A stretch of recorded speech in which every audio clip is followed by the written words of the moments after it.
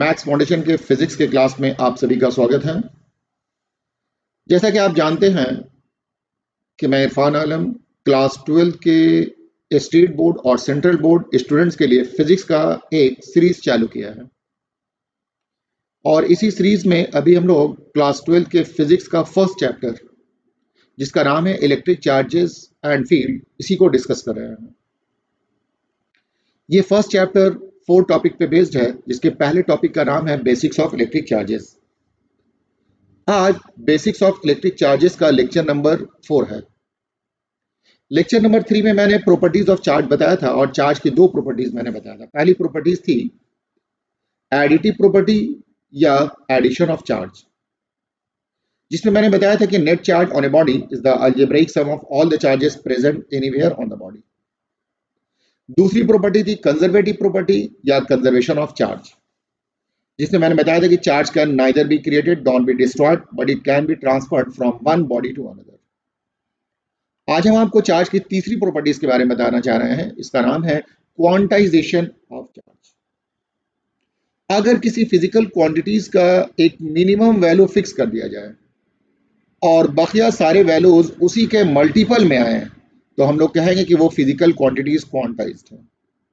जैसे मान लिया जाए कि टेम्पो का मिनिमम फेयर फिक्स कर दिया गया है ऑटो का और ये है ₹10। मतलब एक जगह से दूसरी जगह जब आप जाते हैं तो आपको 10 रुपये देना पड़ता है।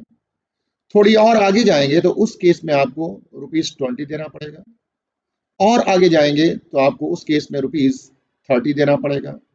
कहने का मतलब ये कि जब भी आप फेयर पे करेंगे तो वो फेयर 10 के मल्टीपल में ही होना चाहिए। 10, 20, 30, 40, 50, 60 इस तरह से। इसका मतलब ये हुआ कि टेम्पो का जो फेयर है वो क्वांटाइज्ड हो चुका है। तो अगर किसी फिजिकल क्वांटिटीज का एक मिनिमम वैल्यू फिक्स हो जाए और बाकी सारे वैल्यूज उसी के मल्टीपल में हो तो हम लोग कहते हैं कि वो क्वांटाइज्ड हो गया है। तो चार्ज का एक मिनिमम वैल्यू होता है 1.6 × 10⁻19 कूलम, जिसे हम लोग 1 क्वांटम ऑफ चार्ज भी कहते हैं। बाकी सारे वैल्यूज इसी के मल्टीपल में होते हैं। मतलब चार्ज का वही वैल्यू पॉसिबल होगा जो 1.6 × 10⁻19 के मल्टीपल में होगा। ऐसे मल्टीपल को इंटीग्रल मल्टीपल कहा जाता है। तो चार्ज का वही वैल्यू पॉसिबल होता है जो मिनिमम वैल्यू का इंटीग्रल मल्टीपल है। Only integral multiple of minimum value of charge is possible. This is called quantization of charge. आइए और आगे समझते हैं। जैसे चार्ज का सबसे कम वैल्यू होता है 1e। e के मतलब होता है 1.6 × 10⁻19 कूलम। तो 1 को 1.6 से मल्टीप्लाई करेंगे तो 1.6 × 10⁻19 कूलम चार्ज होगा। ये चार्ज का सबसे कम वैल्यू है। अब जो भी वैल्यू होंगे वो इसी के मल्टीपल में होंगे। चार्ज का दूसरा वैल्यू 2e हो जाएगा, मतलब 2 × 1.6। चार्ज का तीसरा वैल्यू 3 हो जाएगा, मतलब 3 × 1.6। चौथा वैल्यू 4e हो जाएगा, मतलब 1e, 2e, 3e, 4e, 5e, 6e। उसी तरह से ये 1 इलेक्ट्रॉन के कारण 1e चार्ज, 2 के कारण 2e चार्ज, 3 के कारण 3e चार्ज, 4 इलेक्ट्रॉन के कारण 4e चार्ज, 5 इलेक्ट्रॉन के कारण 5e चार्ज, 10 इलेक्ट्रॉन के कारण 10e चार्ज, 100 इलेक्ट्रॉन के कारण 100e चार्ज और n इलेक्ट्रॉन के कारण ne चार्ज हो जाएगा। यही चार्ज का वैल्यू पॉसिबल होगा। तो Q इज इक्वल हो जाएगा प्लस माइनस ne। Q को कहा जाता है नेट चार्ज। E जो कि चार्ज का मिनिमम वैल्यू है, इसे इलेक्ट्रॉनिक चार्ज भी कहा जाता है। ये 1.6 × 10⁻19 कूलम होता है और n है नंबर ऑफ इलेक्ट्रॉन। तो नेट चार्ज निकालने का फॉर्मूला हो गया Q is equal two plus minus ne। तो आप देख रहे हैं चार्ज का वही वैल्यू पॉसिबल होता है जो कि आपको 1.6 का इंटीग्रल मल्टीपल है। तो आइए इस बात को समझने के लिए हम लोग कुछ और क्वेश्चन को देखते हैं। हम लोगों से पूछा गया है Which of the following is not the possible value of charge। हम लोग जानते हैं कि चार्ज का वही वैल्यू पॉसिबल होता है जो 1.6 के मल्टीपल में है। तो आप देखेंगे कि 3.2 ये 1.6 के मल्टीपल में है, मतलब 1.6 को अगर 2 से मल्टीप्लाई करेंगे तो 3.2 आ जाएगा। 1.6 को अगर हम लोग 3 से मल्टीप्लाई करेंगे तो 4.8 आ जाएगा। 1.6 को अगर 5 से मल्टीप्लाई करेंगे तो 8.0 आ जाएगा। लेकिन 1.6 को कोई ऐसा इंटीजर नहीं है जिसे मल्टीप्लाई करने के बाद 5.6 हो जाए। इसका मतलब कि चार्ज का ये वाला जो वैल्यू है ये पॉसिबल वैल्यू नहीं है। लिखा हुआ है अ बॉडी हैज इतना excess of electrons, what is net charge on the body. हमने बताया था कि अगर कोई बॉडी पर एक्सेस ऑफ इलेक्ट्रॉन होगा तो इसका मतलब है कि उस पर नेगेटिव चार्ज होगा। तो इलेक्ट्रॉन का नंबर दिया हुआ है n is equal to 4 into 10 to the power 15। I am sorry, ये 4 नहीं है बल्कि क्या है, ये 5 है, बाय मिस्टेक 4 लिखा गया है। 5 इंटू 10 पावर 15 इलेक्ट्रॉन्स है। E का वैल्यू जानते हैं, ये 1.6 इंटू 10 माइनस 19 कूलम होता है, तो चार्ज का वैल्यू निकालना है। क्योंकि एक्सेस ऑफ इलेक्ट्रॉन है इसलिए Q इज इक्वल टू हम लोग ले लेंगे माइनस NE। अब यहाँ पर आप n का वैल्यू पुट कीजिए, n का वैल्यू है 5 और E का वैल्यू होता है, सॉरी, n का वैल्यू 5 इंटू 10 पावर 15 और E का वैल्यू होता है 1.6 इंटू 10 माइनस 19 कूलम। जब आप इसको मल्टीप्लाई करेंगे तो आपको मिलेगा 88 माइनस 8.0 इंटू 10 माइनस 4, तो उस बॉडी पर नेट चार्ज जो होगा वो minus 8.0 into 10 to the power minus 4 होगा। नेक्स्ट क्वेश्चन है, how many electrons will make 1 coulomb of charge. मतलब 1 कूलम ऑफ चार्ज बनाने के लिए किसी बॉडी से कितना इलेक्ट्रॉन निकालना होगा, हम लोग को ये मालूम करना है। How many electrons will make 1 coulomb of charge. तो इस बार चार्ज का वैल्यू दिया हुआ, मतलब चार्ज का वैल्यू आपको 1 लेना है, E का वैल्यू 1.6 इंटू 10 माइनस 19 लेना है, तो N का वैल्यू निकालना है। तो N का वैल्यू निकालने के लिए Q इज इक्वल टू हो जाएगा NE। तो N का वैल्यू हो जाएगा Q डिवाइडेड बाई, Q का वैल्यू दिया हुआ 1 कूलम और E का वैल्यू है 1.6 इंटू 10 माइनस 19 कूलम। जब आप 1 कूलम को आप देखेंगे यहाँ कूलम और कूलम कैंसिल हो जाएगा, इसे सिंप्लीफाई करेंगे तो 6.25 into 10 to the power 18 electrons आएगा। मतलब अगर कोई बॉडी इतना इलेक्ट्रॉन लूज कर दे तो उस पर 1 कूलम का पॉजिटिव चार्ज आ जाएगा, और अगर इतना इलेक्ट्रॉन गेन कर ले तो उस पर 1 कूलम का नेगेटिव चार्ज आ जाएगा। तो 1 कूलम चार्ज प्राप्त करने के लिए हम लोगों को इतने इलेक्ट्रॉन्स की जरूरत होती है। तो किसी भी बॉडी पर चार्ज प्राप्त करने के लिए एक फॉर्मूला है, क्या है, नंबर ऑफ इलेक्ट्रॉन्स रिक्वायर्ड।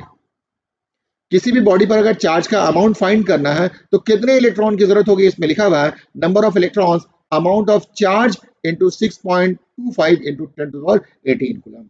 जैसे मान लिया जाए कि किसी बॉडी पर 5 माइक्रो कूलम चार्ज पाने के लिए कितने इलेक्ट्रॉन की जरूरत होगी, तो 5 माइक्रो कूलम का मतलब होता है 5 into 10 to the power minus 6 coulomb into आप इसको मल्टीप्लाई कर दें 6.25 into 10 to the power 18, multiply करने के बाद जो आ जाएगा वही उस बॉडी पर नेट चार्ज का रिक्वायरमेंट हो जाएगा। तो आप अगर नेट चार्ज निकालने के लिए नंबर ऑफ इलेक्ट्रॉन्स निकालना है तो चार्ज का अमाउंट लिख दीजिए, 6.25 इंटू 10 पावर 18 से मल्टीप्लाई कर दीजिए, उस बॉडी पर नेट चार्ज आप कैलकुलेट कर सकते हैं। तो इस तरह से आपने देख लिया कि क्वांटाइजेशन ऑफ चार्ज क्या है, और क्वांटाइजेशन ऑफ चार्ज में हम लोगों को एक फॉर्मूला मिल रहा है जिस फॉर्मूला का नाम है Q is equal two plus minus NE। अगर एक्सेस ऑफ इलेक्ट्रॉन होगा तो प्लस चार्ज होगा और डिफिशियंसी ऑफ इलेक्ट्रॉन होगा तो माइनस चार्ज होगा। आइए इस क्वांटाइजेशन ऑफ चार्ज में हम लोग कुछ बात समझते हैं। पहली बात यह है कि जब भी चार्ज का हम लोग स्मॉल वैल्यू कंसीडर करते हैं तब क्वांटाइजेशन वाली बात को कंसीडर करते हैं, और अगर हम लोग large quantity of charge consider करेंगे तो उस वक्त हम लोग क्वांटाइजेशन ऑफ चार्ज को कंसीडर नहीं करते। जैसे हम ये बताएं कि किसी बॉडी पर मान करके चलिए कि 7 कूलम का चार्ज है, तो आप बोलेंगे सर ये 7 कूलम का चार्ज ये 1.6 के मल्टीपल में तो है ही नहीं, ये तो पॉसिबल नहीं है, तो इस चार्ज को आप कैसे ले रहे हैं। तो ये 7 कूलम चार्ज ये 1.6 इंटू 10 माइनस 19 कूलम के कंपैरिजन में बहुत ज्यादा है।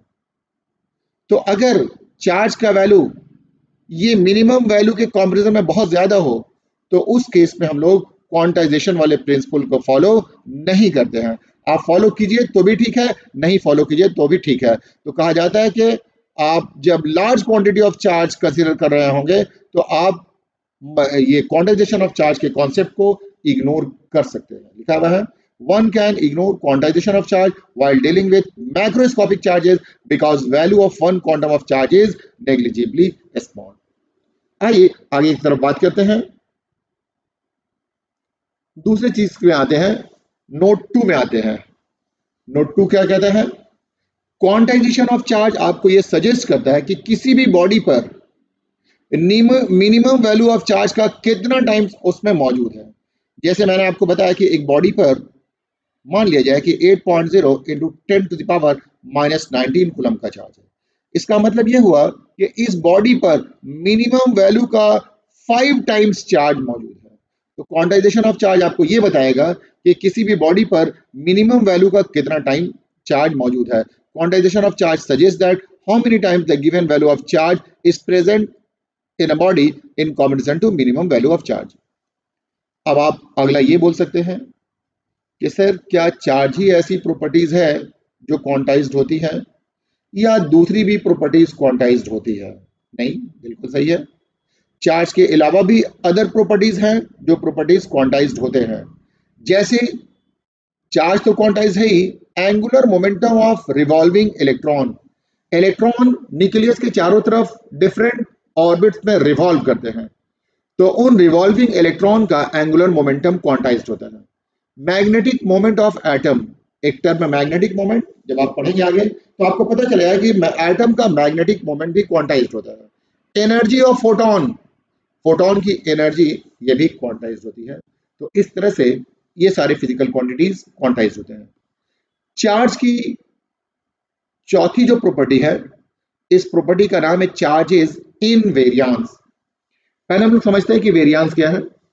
वो सारी चीजें, वो सारे फिजिकल क्वांटिटीज जो मोशन के साथ चेंज कर जाए उसे वेरियांस कहा जाता है। जैसे लीनियर मोमेंटम, इसका फॉर्मूला होता है mass into velocity.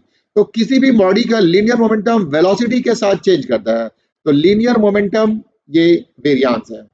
Kinetic energy की बात करें तो काइनेटिक एनर्जी का फॉर्मूला आता है हाफ mv², मतलब काइनेटिक एनर्जी वेलोसिटी के साथ इंक्रीज करेगा, तो काइनेटिक एनर्जी वेरियांस हो गया। तो जो भी चीज मोशन के साथ चेंज हो जाए वो वेरियांस होता है।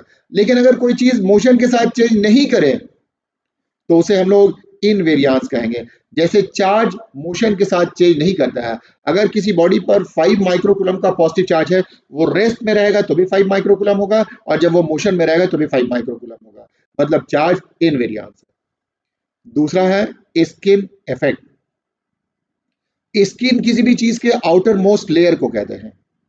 जैसे मान लिया जाए कि आपके पास ये मेटेलिक स्फीयर है, ये इसका आउटर मोस्ट लेयर है। जब भी आप इस मेटेलिक स्फीयर में चार्ज देंगे तो ये चार्ज हमेशा इसके आउटर सरफेस पर ही रिसाइड करेगा, अंदर में कोई भी चार्ज नहीं होगा। तो स्किन इफेक्ट यही कहता है कि charge always resides at the outer surface of metallic conductor. Charge हमेशा मेटेलिक कंडक्टर के बाहरी सरफेस पर रिसाइड करता है। ये था आपको पांचवी प्रॉपर्टीज। और छठी प्रॉपर्टीज है charge is associated with mass, मतलब चार्ज का संबंध हमेशा मास पे होगा। जब भी चार्ज होगा तो उसके साथ मास कहीं ना कहीं जरूर होगा। आइए थोड़ा सा और देखते हैं difference between charge and mass, कि चार्ज और मास के बीच में क्या डिफरेंस है। तो सबसे पहली चीज ये है कि चार्ज में भी पॉजिटिव और निगेटिव। चार्ज दो तरह का होता है, पॉजिटिव और निगेटिव। मास ये हमेशा पॉजिटिव होता है। चार्ज क्वांटाइज्ड होता है, मतलब चार्ज का एक मिनिमम वैल्यू है और सारे वैल्यूज उसी के मल्टीपल में आते हैं। मास इज नॉट क्वांटाइज्ड, मास का क्वांटाइजेशन पॉसिबल नहीं है। चार्ज इनवेरियांस है, जबकि मास ये आपको वेरियांस है। चार्ज में भी जीरो, किसी भी बॉडी पर नेट चार्ज जीरो हो सकता है, मास कैन नॉट बी जीरो, किसी भी बॉडी का मास जीरो नहीं हो सकता है। तो ये था क्वांटाइजेशन ऑफ चार्ज के बारे में।